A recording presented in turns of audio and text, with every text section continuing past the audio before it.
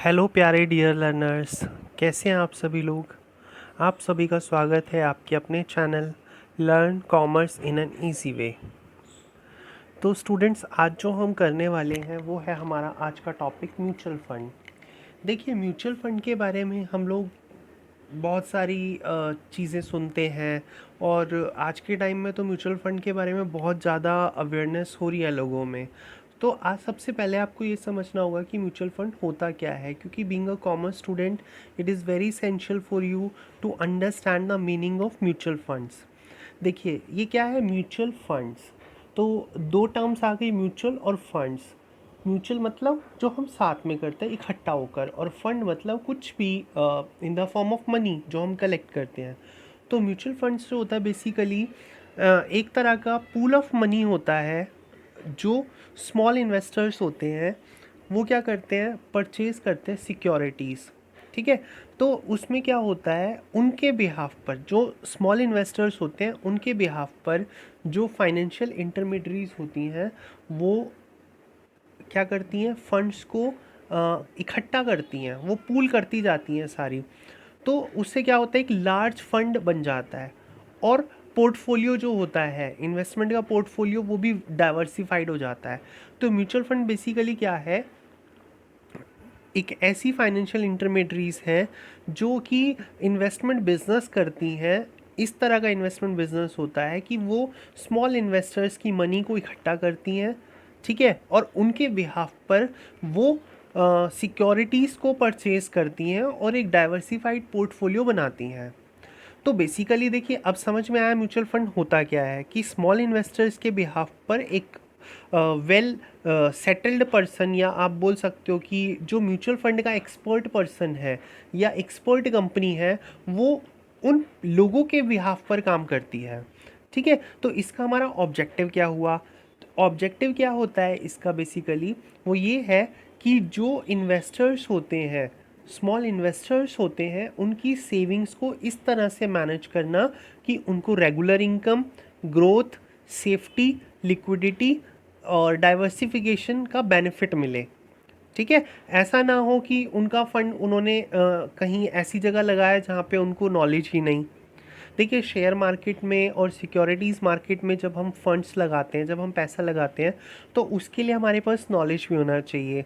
लेकिन अब क्योंकि हर कोई बंदा इतना वेल एजुकेटेड या वेल अवेयर नहीं होता कि वो फंड्स को जो है इन्वेस्ट करे सिक्योरिटीज़ मार्केट में, तो वो क्या करता है, म्यूचुअल फंड की हेल्प लेता है। ठीक है। तो दूसरा क्या बेनिफिट ऑब्जेक्टिव होता है कि ये प्रोवाइड करता है an opportunity to small investor without much difficulty. ये उनको जो फाइनेंशियल मार्केट में इन्वेस्ट करना चाहते हैं उन इन्वेस्टर्स को, उनको एक ऐसी अपॉर्चुनिटी प्रोवाइड करता है स्मॉल इन्वेस्टर्स को, कि वो बिना किसी डिफ़िकल्टी के क्या करें, इन्वेस्ट कर पाएँ। ठीक है। अब हम टाइप्स की बात करते हैं, क्लासिफिकेशन। तो बेसिकली देखिए, तीन तरह का म्यूचुअल फंड होता है। एक होता है पोर्टफोलियो क्लासिफिकेशन, पोर्टफोलियो। दूसरा होता है अपना फंक्शनल क्लासिफिकेशन, और तीसरा होता है जियोग्राफिकल क्लासिफिकेशन। देखिए, पोर्टफोलियो क्लासिफिकेशन की बात करें तो पोर्टफोलियो बेसिकली होता है हमारा पर्पस क्या है। ठीक है, पर्पस ऑफ इन्वेस्टमेंट। तो पोर्टफोलियो को पहले समझ लीजिए होता क्या है। पोर्टफोलियो का मतलब होता है एक तरह से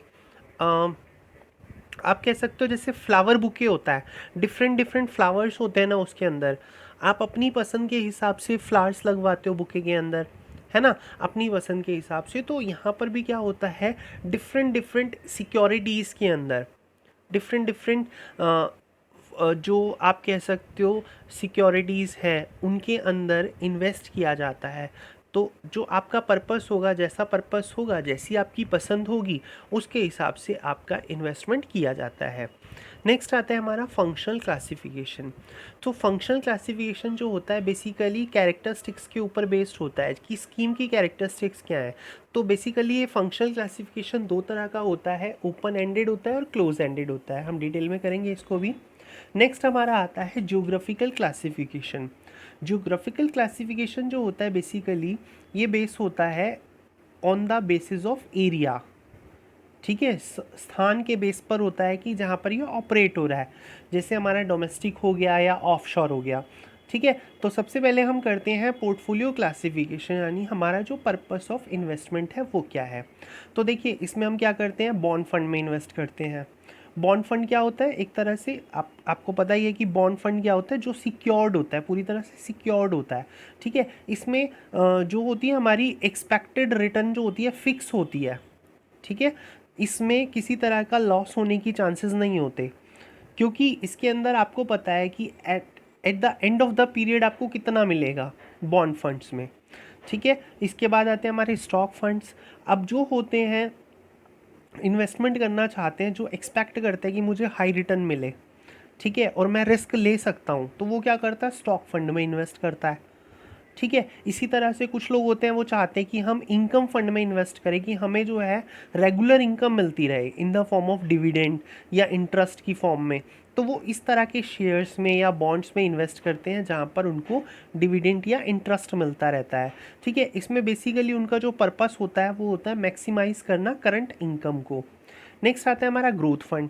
अब देखिए क्या होता है कि इन्वेस्टमेंट जब हम करते हैं इक्विटी स्टॉक्स में, तो वो क्या देखता है कि हम उन्हीं के अंदर करते हैं जहाँ पर हमें दिखता है कि इनकी एवरेज ग्रोथ जो है वो ज़्यादा हो सकती है, पोटेंशियल हमें दिखाई दे रहा है उसमें, तो हम उसी में इन्वेस्ट करते हैं। ठीक है। इसमें जो होता है पर्सन इन्वेस्टमेंट करने वाला, वो हाई रिस्क लेना चाहता है ताकि उसको जो है कैपिटल गेन, ज़्यादा से ज़्यादा उसको कैपिटल गेन हो।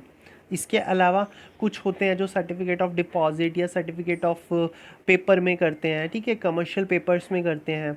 तो मनी मार्केट इंस्ट्रूमेंट्स में जब हम करते हैं तो मनी मार्केट फंड्स होते हैं। तो इसमें लो रिस्क होता है और कैपिटल लॉस तो होता ही नहीं है। ठीक है। इसके अलावा बैलेंस्ड फंड्स होते हैं जो कंजर्वेटिव बॉन्ड्स में करते हैं या कॉमन स्टॉक के अंदर इन्वेस्ट करते हैं। तो उस तरह के जो होते हैं वो बैलेंस्ड फंड्स कहलाते हैं। इसके अलावा स्पेशलाइज्ड फंड्स होते हैं। स्पेशलाइज्ड फंड्स कौन से होते हैं, जो स्पेसिफिक इंडस्ट्री के अंदर होते हैं या जो इस तरह के होते हैं कि हाई रिस्क ले सकते हैं। इनके अंदर कौन बंदा करता है इन्वेस्ट, जो हाई रिस्क लेना चाहता है। अब स्पेशलाइज्ड इंडस्ट्री कौन सी हो सकती है, जैसे आईटी सेक्टर में कर सकते हो आप इन्वेस्ट। आप चाहो कि मुझे ज्वेलरी जो है जो ऑर्नामेंट्स हैं उस सेक्टर में करना है, गोल्ड में इन्वेस्ट करना है, तो वो स्पेशलाइज्ड इंडस्ट्री हो गई कि आपको किस इंडस्ट्री में करना है, कि आपको एग्रीकल्चर में करना है या किसी और में करना है। इसके अलावा लीवरेज फंड होते हैं। लीवरेज फंड क्या होते हैं, जो हाई रिटर्न देते हैं इन्वेस्टर्स को। इसमें इन्वेस्टमेंट जो होती है स्पेकुलेटिव और रिस्की इन्वेस्टमेंट होती है। स्पेकुलेटिव क्या होती है कि आपको क्या कर रहे हो, आप स्पेकुलेशन लगा रहे हो, एक तरह से प्रोबेबिलिटी हो रही है आपकी, है ना, तो वो हमारी होती है स्पेकुलेशन। और रिस्क क्या होता है, रिस्क आपको पता ही है क्या होता है, कि जहाँ पर हमें फ्यूचर में हो भी सकता है और नहीं भी हो सकता है, यानी प्रॉफिट भी हो सकता है और लॉस भी हो सकता है, तो हमारा रिस्क होता है। ठीक है। इसके अलावा एक नया जो फंड आया वो है रियल इस्टेट फंड। तो रियल इस्टेट के अंदर जब इन्वेस्टमेंट की जाती है तो वो रियल इस्टेट वेंचर कहलाता है। तो इसके अंदर जो इन्वेस्टर्स होते हैं बेसिकली वो हाई रिस्क लेते हैं। ठीक है। रियल इस्टेट इंडस्ट्री में जब वो पैसा लगाते हैं तो वो हाई रिस्क लेते हैं। इसके बाद हमारा आता है फंक्शनल क्लासिफिकेशन, जो मैंने आपको बताया, ओपन एंडेड और क्लोज एंडेड। तो ओपन एंडेड क्या होता है, बेसिकली देखो नाम से ही पता लग रहा है ओपन एंडेड, जहाँ पर ओपन है सब कुछ। ठीक है। तो यहाँ पर क्या होता है कि टाइम पीरियड जो होता है या अमाउंट होता है वो फिक्स नहीं होता। ठीक है। इनडिफिनिट है, कभी भी आप सेल कर सकते हो, कभी भी परचेज कर सकते हो, है ना। जैसे आपका होता है आपको जाना है मार्केट में जाना है, तो आप जो 24/7 ओपन होती है मार्केट, आप कभी भी जा सकते हो, है ना, जो मर्जी खरीद लो, जब मर्जी जाके खरीद लो। लेकिन लेकिन लेकिन लेकिन जैसे अब कोविड का टाइम चल रहा है, तो कोविड के टाइम में अब क्या हो रहा है कि जैसे लॉकडाउन चल रहा है, तो उसमें हमारा एक लिमिटेड टाइम पीरियड है कि आप इसी के बीच में जा सकते हो, आप इसके बाद नहीं जा सकते। तो वो हमारा क्लोज एंडेड हो जाता है ना, कि आपको जैसे मान लो शॉप्स 12 बजे तक खुलती हैं, तो आपको टाइम दे दिया कि भाई सुबह 8 बजे से और 12 बजे तक शॉप्स खुलेंगी, तो आप तब जाके शॉपिंग कर सकते हो। तो इसी तरह से जो क्लोज एंडेड म्यूचुअल फंड्स होते हैं, वहाँ पर क्या होता है कि जो अमाउंट होता है, ठीक है, कि आपका जो मेच्योरिटी पीरियड होगा और जो आपका टाइम पीरियड होगा, अमाउंट होगा, मेच्योरिटी पीरियड और अमाउंट होगा, वो डेफिनेट पीरियड है। यानी उसी पीरियड के अंदर, जैसे आपको बोल दिया कि eight the end of the जुलाई आप इन्वेस्ट कर सकते हो, उसके बाद इन्वेस्टमेंट नहीं होगा, तो वो आपका क्लोज एंडेड हो गया। लेकिन ओपन एंडेड आप साल के 12 महीने कभी भी इन्वेस्ट करो, कभी भी आप उसके अंदर कितना भी अमाउंट लगाओ, कोई वो नहीं है। तो वो होता है ओपन एंडेड। समझ आ गया आप लोगों को? आई होप क्लियर हो गया होगा। तो ओपन एंडेड के अंदर जो यूनिट्स होती हैं वो खरीदते और बेचते हैं हम एनएवी के ऊपर। एनएवी होती है आपकी नेट असेट वैल्यू, ठीक है। तो उसके ऊपर हम इनको खरीदते और बेचते हैं, और इसमें आपका लोडिंग चार्ज भी लगता है। वो एक तरह से सर्विस चार्ज टाइप होता है कि जो सर्विस दे रहे हैं तो उनको कुछ बेनिफिट होना चाहिए, तो वो सर्विस चार्ज की फॉर्म में होता है, वो हम लोडिंग चार्ज बोलते हैं इसको बेसिकली, ठीक है। तो क्लोज एंडेड जो होता है इसमें आपकी units are not redeemable, redeemable नहीं होती, लेकिन हम इसको क्या करते हैं, स्टॉक एक्सचेंज के अंदर ट्रेड करते हैं, ठीक है। एनएवी का जो एनएवी जो होता है उसके मार्केट प्राइस के ऊपर, ठीक है, अप एंड डाउन एनएवी के ऊपर होता है, तो वो हमारा क्लोज एंडेड के अंदर आता है। नेक्स्ट आता है हमारा geographical classification of mutual fund. तो मैंने आपको बताया था दो तरह के होते हैं, एक होता है डोमेस्टिक और दूसरा होता है ऑफशोर। देखिए म्यूचुअल फंड जब होता है, फंड्स जब आप इन्वेस्ट करना चाहते हो कहाँ पर, अपनी कंट्री के अंदर, तो वो हो गया डोमेस्टिक, ठीक है। और अगर आप अपनी कंट्री से बाहर जाके इन्वेस्ट करना चाहते हो तो वो होता है ऑफशोर म्यूचुअल फंड्स, ठीक है। तो इसमें बस यही समझने की चीज़ है क्या होता है डोमेस्टिक और ऑफशोर। आई होप आप लोगों को क्लियर हो गया होगा। तो डोमेस्टिक में क्या है, फंड्स जो होते हैं, सेविंग्स जो होती हैं विद इन द कंट्री होती हैं, सेविंग्स मोबिलाइज करते हैं, ठीक है। Different types of portfolio classification fund, functional classification भी होते हैं इसके अंदर, और उसमें आपके क्रॉस बॉर्डर फंड फ्लो होता है, फंड्स जो होते हैं मोबिलाइज होते हैं from the saving of foreign investment. तो ये आपका geographical classification of mutual fund है, ठीक है। तो आज के लिए इतना ही। आई होप आप लोगों को ये मेरा एफ़र्ट पसंद आया। अगर आपको ये एफ़र्ट पसंद आया तो प्लीज़ लाइक करें, सब्सक्राइब करें इस चैनल को, और अपने फ्रेंड्स के साथ ज़्यादा से ज़्यादा शेयर करें।